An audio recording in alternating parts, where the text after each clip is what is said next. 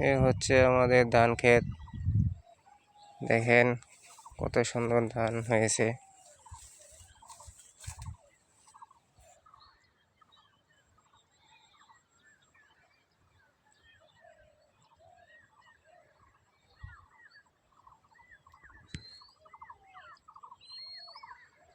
আশা করা যায় এবার বাম্পার ফলন হবে ধানের।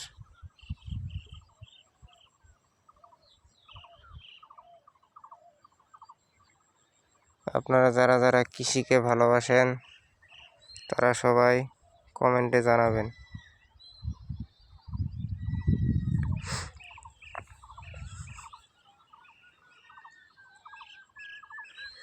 তার পাশে আছে রাসেলের ভুট্টা ক্ষেত, ভুট্টা বাম্পার ফলন হয়েছে। এবং তার পাশে আছে দেলোয়ার চাচার ভুট্টা ক্ষেত, তারও ভুট্টার বাম্পার ফলন হয়েছে।